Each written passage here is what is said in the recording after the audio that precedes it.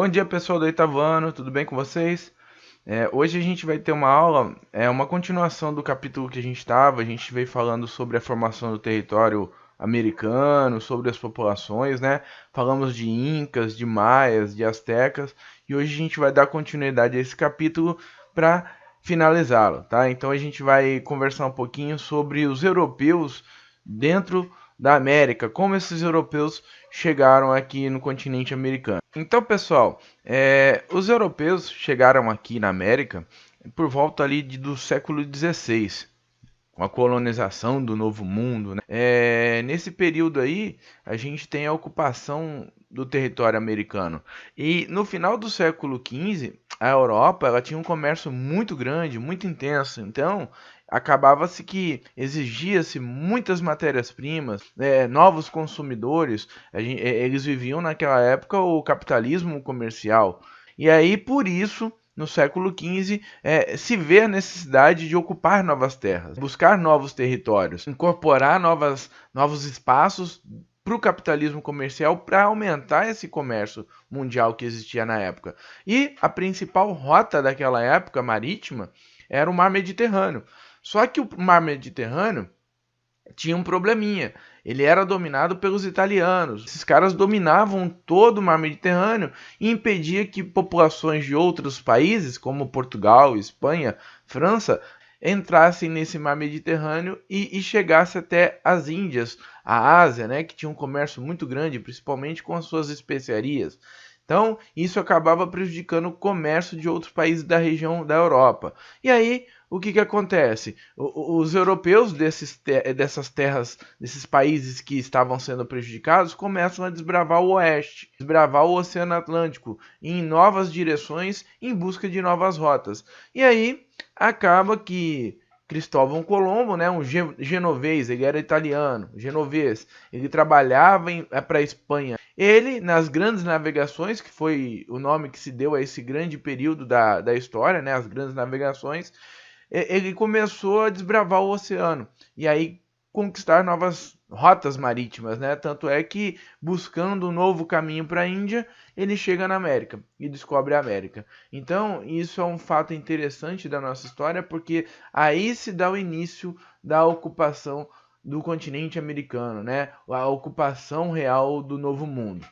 Aqui embaixo a gente pode ver no livro que a gente tem um mapa, né, das navegações da época, né, para a América no século XVI e século XVII. Então vocês podem ver que temos muitas rotas, né, muitos navegadores, várias localidades da Europa, né, indo em direção à América. É claro que a princípio eles buscavam a Índia, né? Mas se depararam com o continente americano aí, no caso o continente chamado de Novo Mundo. E após analisar esse mapa, a gente tem que entender que Portugal e Espanha naquela época eles pretendiam aí ter o domínio total dessas novas terras, incorporarem essas terras no capitalismo comercial da época, porque ia ser de suma importância para eles aumentarem essas riquezas e também entrarem nesse comércio que tinha naquela época junto com os ingleses, com os franceses. Os franceses e os ingleses eles tinham um domínio maior do comércio. Então, para Portugal e para Espanha, dominar essas novas terras, a América como um todo, né, foi importante para Portugal e Espanha se inserirem nesse comércio mundial que tinha na época, o capitalismo comercial. Para vocês terem uma ideia, os ingleses e os franceses também vieram para a América. Tanto é que os ingleses ocuparam ali o norte do continente, a Baía de Hudson, ali na onde é o atual Estados Unidos, e os franceses ali nos vales do rio Mississippi e rio São Lourenço, perto da divisa dos Estados Unidos com o Canadá hoje. Então, foram terras importantíssimas nesse capitalismo comercial da época. E com isso, com a junção desses povos aqui na América, né, franceses, ingleses, portugueses, espanhóis, a gente tem uma divisão da América, do continente americano. Os ingleses e os franceses ocuparam territórios que são hoje Estados Unidos e Canadá. E do México para baixo, México, América Central e América do Sul foram colonizadas por espanhóis e portugueses. É claro que tiveram algumas regiõezinhas ali que os ingleses e os franceses também tiveram, né, influência, mas pouca coisa. Majoritariamente, franceses e ingleses não tiveram tanto domínio aqui no sul, na América do Sul, na América Central e no México. Essa, o que a gente chama de América Latina, ela foi colonizada basicamente, predominantemente por espanhóis e portugueses. E a América anglo-saxônica, né, que a gente chama de anglo-saxônica, colonizada por franceses e ingleses. E essa divisão toda faz com que hajam diferenças entre as duas Américas, né? É uma divisão aí que a gente pode entendê-la como cultural, histórica, linguística. Além disso, pessoal, a gente tem a diferença socioeconômica, né, entre as duas. A América anglo-saxônica teve uma colonização diferente, então apresenta uma economia, uma sociedade completamente diferente da América Latina. Falando um pouquinho aí sobre a colonização na América Latina, basicamente a América Latina foi colonizada da forma de exploração, onde os colonizadores retiraram muitas riquezas, tá? No caso da Espanha, que foi um dos colonizadores da América Latina, né? Eles saquearam muitos utensílios aqui, ouro, objetos preciosos, dos habitantes da região daquela época. Outra coisa que eles fizeram para a economia também foi a exploração do ouro de aluvião. O ouro que é encontrado nos rios, no leito dos rios, tá? Isso é o ouro de aluvião. E no século XVI, meados do século XVI, a gente tem o início da exploração da mineração da prata. Muita prata foi retirada das terras americanas pelos espanhóis. E essa prata, ela determina aí a ocupação do território conquistado, do território da América, né? Foi ela que determinou toda a economia e toda a ocupação desse território. Então ela foi muito importante. Por isso que na parte espanhola a mineração, particularmente ali no sul do México, foi algo muito importante. E você tinha várias áreas de mineração. E entre essas áreas, você tinha áreas de atividades pecuárias para sustentar essa mineração, principalmente ali na região dos impérios, né, que nós falamos anteriormente, dos astecas, dos maias, dos incas, sofreram muito com a invasão espanhola. E essas regiões elas se tornaram povoadas. E como eu falei para vocês, entre as atividades mineradoras, algumas atividades secundárias se desenvolveram, como por exemplo a pecuária. E dentro dessas regiões da pecuária que se destacavam, né, Argentina e Chile eram regiões que prestavam esse serviço. No caso do Caribe, né, na região da América Central, a gente tinha a questão do transporte de prata do México diretamente para a Europa, né, por causa do mar, da saída do mar, né? Então isso era bem interessante. E em Cuba a gente tinha algumas propriedades agrícolas também, beleza?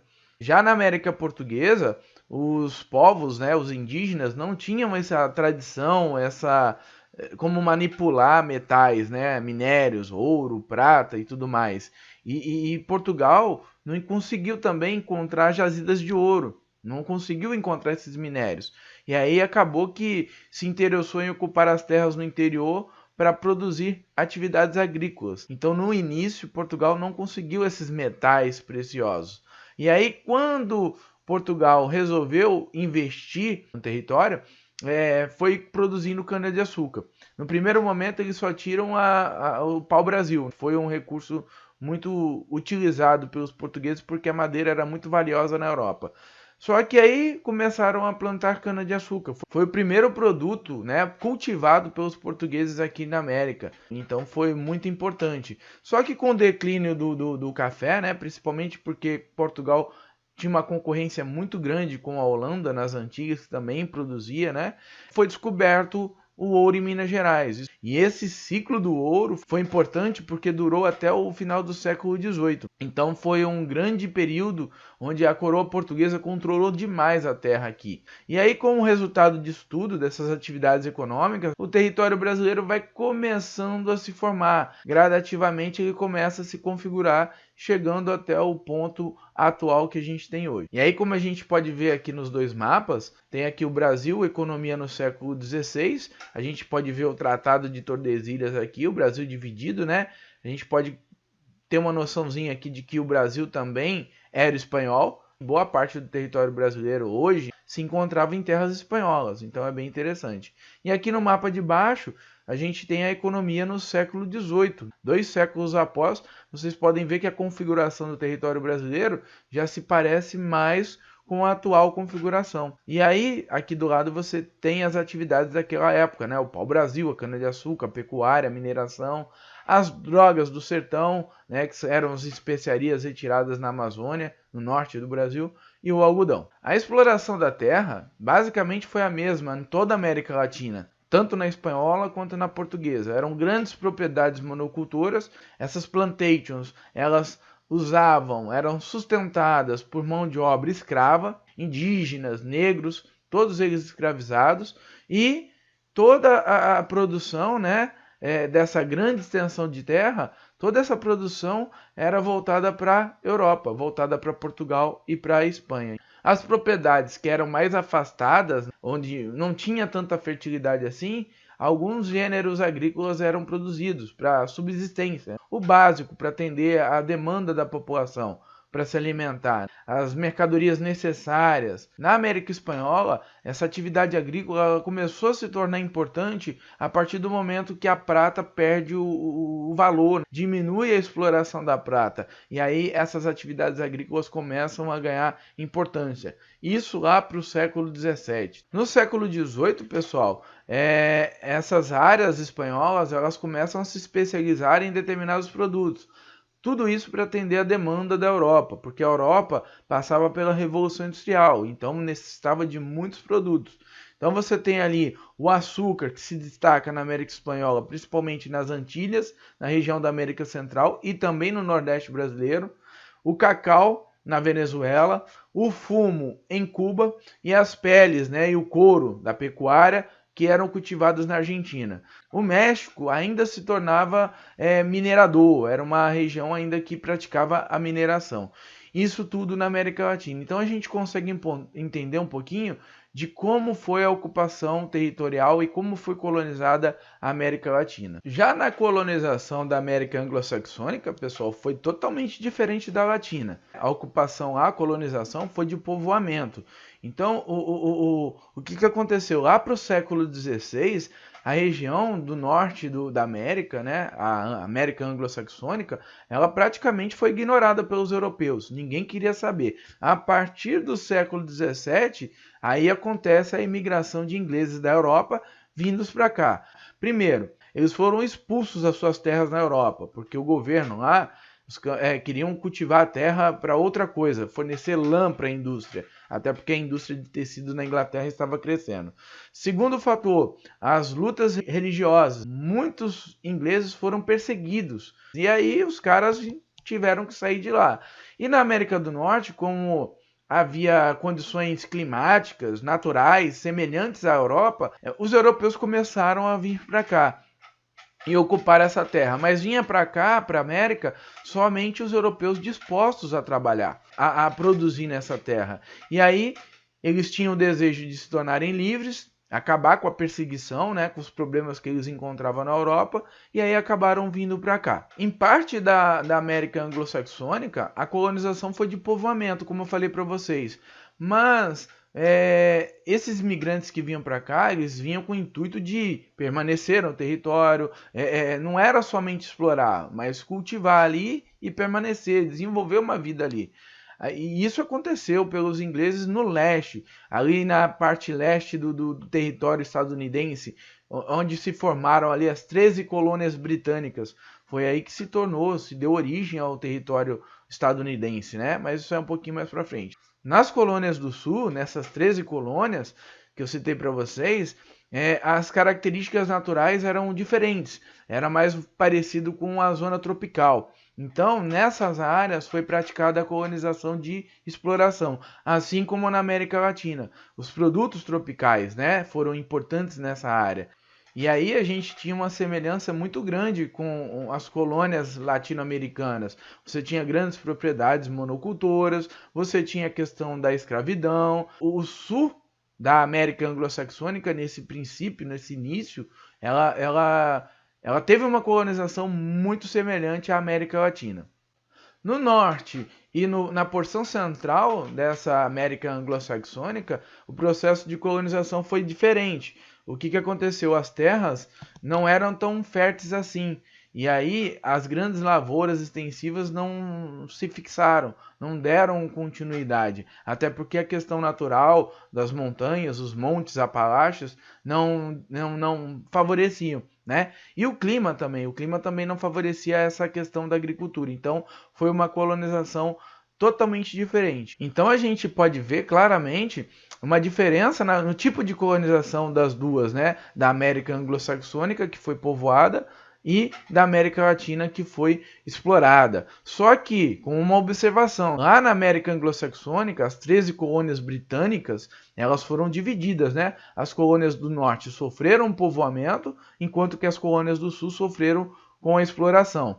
Muito igual à América Latina, né? Então as colônias britânicas do sul tiveram uma colonização semelhante à América Latina. Então, pessoal, falando um pouquinho mais aí da independência dessas regiões, entre os séculos 18 e 19, vários movimentos de independência ocorreram nessas regiões, tanto na América anglo-saxônica quanto na América Latina, tá? Então a gente tem aí algumas alterações na formação do território do continente. No caso da América anglo-saxônica, né, a população que ocupava as terras ali há milhares de anos, há bastante tempo, foi dizimada, escravizada, a população antes dos colonizadores, e expulsa para pequenas porções de terra em regiões mais distantes. E aí a gente tem a configuração do território norte-americano, que está diretamente relacionada ao processo de colonização desse território. Então, a colonização ela foi muito importante nessa dinâmica aí populacional, nessa ocupação desse território. As 13 colônias inglesas que a gente citou, elas atraíram muitos grupos de pessoas, principalmente católicos, protestantes, judeus. Esses povos tinham promessa aí de que tinha progresso, liberdade, né? Então, muitas pessoas vieram da Europa para essa região. As áreas já do interior tinham outros colonizadores, como os franceses, que ocuparam ali o rio Mississippi, a região dos Grandes Lagos, na divisa hoje do Canadá com os Estados Unidos, né? O rio São Lourenço. Então, foram pessoas que ocuparam essas terras. Tanto é que a gente tem um exemplo aí importante para dar, é o Canadá, que é um país bilíngue, né? Foi colonizado tanto por ingleses e franceses. Então, é um país que fala tanto o francês quanto o inglês. A partir de 1608, a gente tem uma tensão muito grande por causa dessa diversidade. Vários povos ocupando uma mesma terra. Então a gente tem alguns conflitos, principalmente entre França e Reino Unido. Em meados do século XVIII, lá na Europa, a gente tem um grande conflito, que é a Guerra dos 7 Anos, entre França e Reino Unido. Então gerou uma rixa grande aí entre esses dois países e fez com que os franceses acabassem cedendo territórios aqui na América para os ingleses. Então a influência inglesa se tornou bem maior aí. Após esse conflito aí todo na Europa, a metrópole inglesa ela pressiona muito a América por causa do comércio, das atividades realizadas aqui. E essa pressão fez com que muitos povos começassem a se tornar independentes, a querer a independência, principalmente as 13 colônias. E aí surge o país, né, Estados Unidos. Para vocês terem uma ideia, foi o primeiro país a se tornar independente na América. Então a gente vê aí que essa pressão inglesa por essas atividades, né, para exercer atividades que favoreciam os ingleses na Europa, acaba gerando uma insatisfação muito grande aqui na América e alguns povos começam a se tornar independentes. Depois dessa independência, milhares de imigrantes europeus, né, ingleses, escoceses, irlandeses, italianos, continuavam chegando nos Estados Unidos, no atual Estados Unidos, já independente. Por quê? Eles se tornavam atraídos pelo desenvolvimento dos Estados Unidos, do novo país. Tá? Então isso foi um fator atrativo para essas pessoas.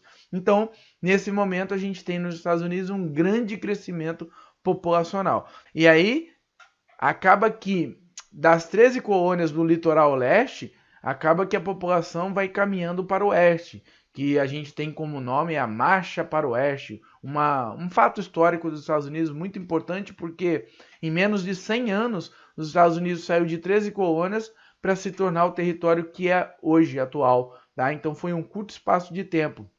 E aí anexaram territórios, compraram territórios dos europeus, né, dos outros colonizadores, exterminaram muitos índios, muitos indígenas que tentavam conter esse avanço para o oeste, acabaram sendo mortos. Tomaram terras do México, o Texas, onde é o Texas hoje, era um território pertencente ao México. Então a gente vê claramente o desenvolvimento expansionista dos Estados Unidos após a sua independência. E aqui embaixo a gente tem na página um mapa, né, exatamente do território estadunidense. As 13 colônias aqui do lado direito. E aí você tem a expansão dos Estados Unidos para essa região aqui, para a costa oeste, para o Oceano Pacífico. Na América Latina, pessoal, com a Revolução Industrial lá no século XVIII, isso faz com que haja uma alteração muito grande na circulação do capital, nessa estrutura toda. Porque o principal setor da economia passa a ser a produção, a indústria, não mais o comércio, né? O capitalismo mercantil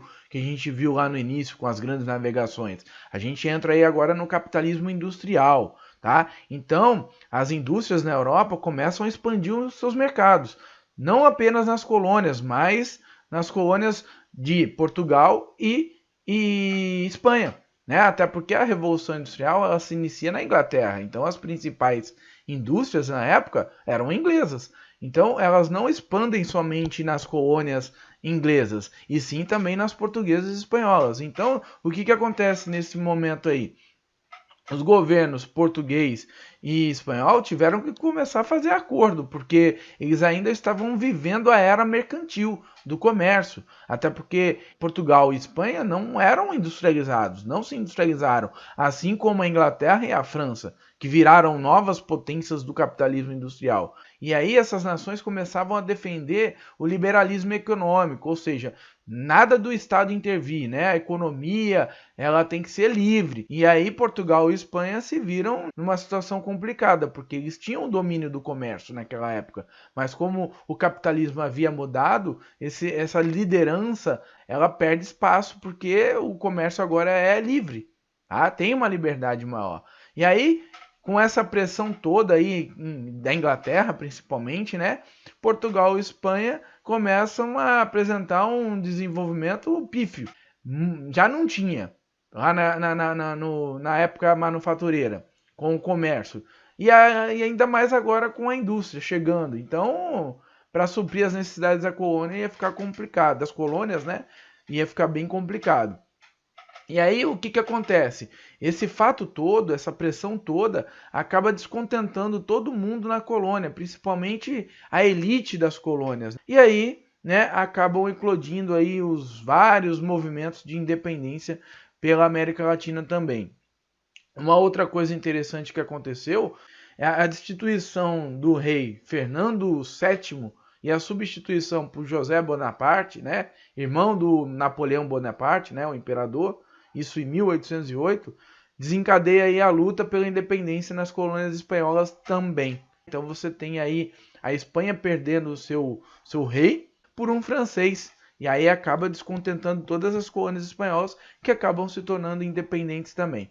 Só que tem uma observação interessante aí nesse momento de independência da América Latina. As colônias espanholas, né, quando se tornam independentes, elas se transformam em várias regiões, vários países. O que aconteceu de diferente com a colônia portuguesa, né?